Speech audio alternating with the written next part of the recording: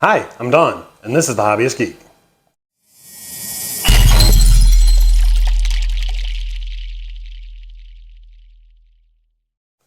Welcome back, y'all.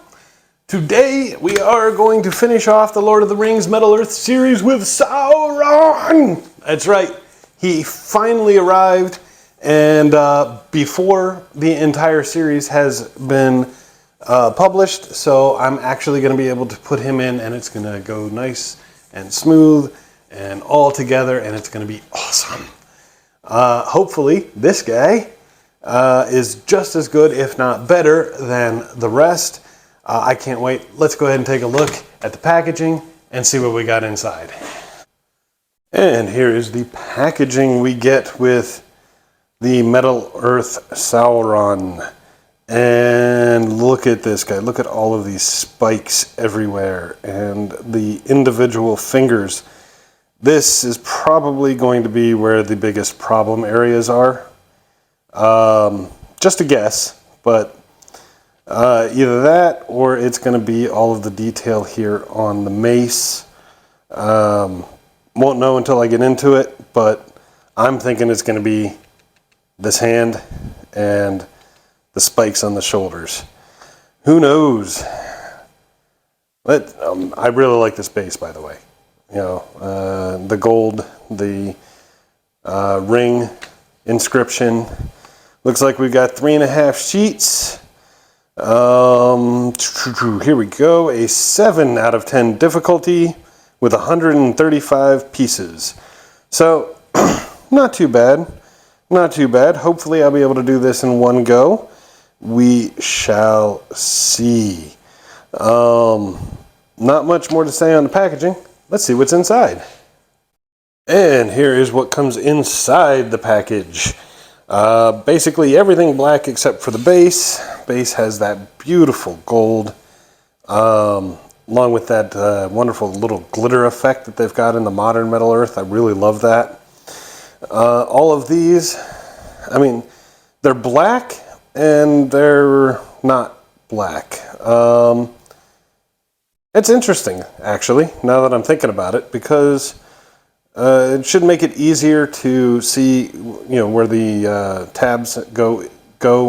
When it's solid black, it's almost impossible to see. With this off black and the glitter and everything, should make it a little bit easier. I can already see right here, this is going to be a thigh based on the previous models I've done. That's got to be what that is. And you can kind of see there's a tab right there that needs to be pushed out. Another one right there. So that's going to be interesting, getting all of that together. But all in all, I mean, nothing too bad. This puppy, here's where probably some of the more difficult, smaller pieces are located. I love this chainmail look to this. This is great. All right, anything of interest? Oh, hey, look at that. There's the hand. This is where our problems are probably going to lie. And if you take a look, you can tell that these fingers are going to have extra pieces that go in and have to tab in, and then be bent appropriately. So this is where things are going to get real interesting. All right, yeah, his cloak and cape. There doesn't really seem to be anything that stands out as impossible. Ooh, look at this. That's got to be the finger with the ring on it. So now we know what the fingers are going to look like. This is going to be fun. I'm really looking forward to it. All right, well, let's get some pieces cut out and get started on this build.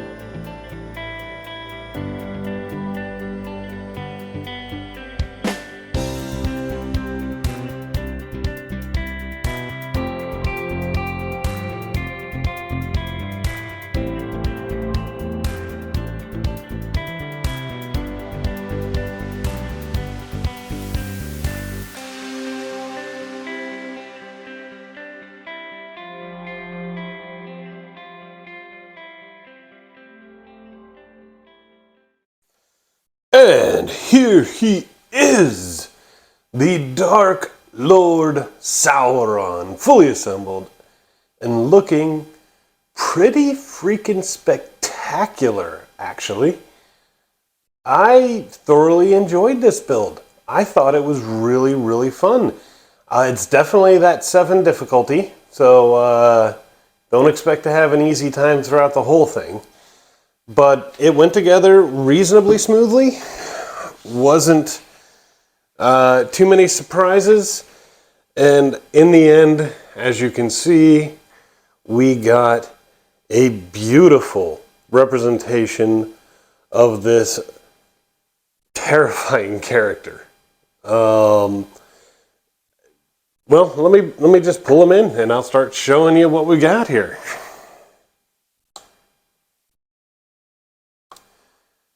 All right, to kick things off, we've got this gorgeous base, obviously a representation of the One Ring with the Elvish written across it.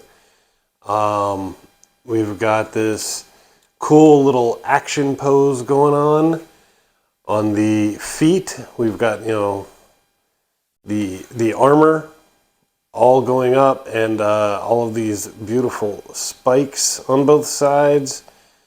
We've got his little skirt thing going on. That chainmail is gorgeous. Okay, the torso, really interesting putting that together. Not tricky at all. It isn't. Just, I like the engineering on it. That was really cool. The hand was definitely one of the more difficult aspects, but not too hard. And you can see the gold of the ring represented there, but it doesn't show up as clearly as I would hope for, to be honest. I mean, especially given how important the ring is. Would have liked for it to show up a little better than that. We've got these, I don't know, what are these, pauldrons, I guess? And all the little spiky things. Kind of interesting putting those together.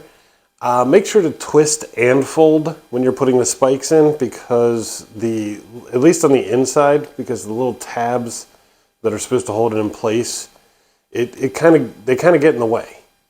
So there's that. You know, the arms, goes for both arms. You know, you've got the elbow spike, you got the forearm spikes, all pretty good. The mace, I'm less happy with. Really difficult to get it even remotely close to looking even. And it twists and stuff. It's not in there very secure. It's not coming out, but it's not in there very secure, and it can slide around. The helmet, oh my lord, look at that. That is a gorgeous helmet. I mean, it looks good pretty much from every angle. It really does. That was awesome. Okay, and putting it together, again, nothing real surprising, nothing too difficult. I mean, it definitely got its level 7 difficulty, but it's not bad at all. There are several places on the shoulders here, as well as a couple places near the hips where you've got those hidden tabs that you got to punch out before you really assemble it. Make sure you don't forget those. Those are critical to ensuring that you get this guy together. The cloak itself, believe it or not, was the hardest part. Specifically, getting the tabs in here to attach it on the back. And you can kind of see, I ended up scraping away some of the paint over here, trying to get that tab in. But I did succeed eventually, and it doesn't look too bad. And besides which, he's going to be mostly viewed from the front. Now the cloak does come up and attach here on the chest. That's another couple of those hidden tabs that you got to punch out for the cloak to attach. But when all is said and done, I mean, what you end up with is this gorgeous, gorgeous figure.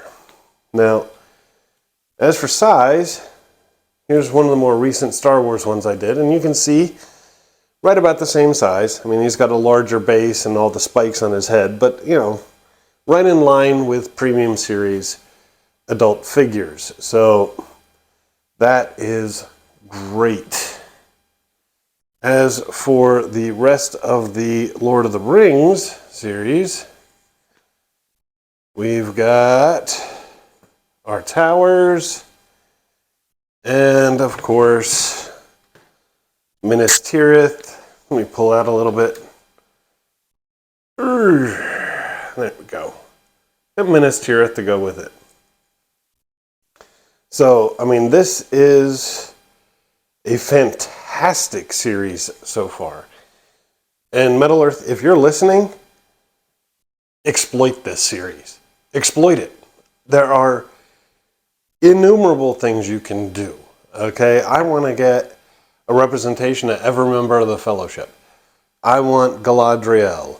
I want the King of Rohan. I want Éomer. I want a Balrog and Saruman. I want orcs and Uruk-hai and wargs. Get me some goblins too. I mean, there's so many things you can do for characters. As far as settings, I mean, you got Rivendell, you got Helm's Deep, you've got Rohan, you've got Mount Doom. I mean, Moria. In fact, you can exploit Moria and do 3 separate ones. I can think of 3 beautiful settings. Gandalf's Last Stand with the Balrog, the King's Tomb, the entrance with that lake monster. Okay, there's so many things you can do. Just please stick to the original trilogy. Okay, if you've exploited that to the point where there's absolutely nothing left, maybe move on to The Hobbit. Stay the heck away from Rings of Power. Okay, ain't nobody watching that anyway. But these are beautiful. Really like them, and I highly recommend them for any Metal Earth fan or Lord of the Rings fan. Anyway, that's all I've got for today. I hope you enjoyed the video. If you did, please remember to like, share, and subscribe, and I will see you next time. Have a great day.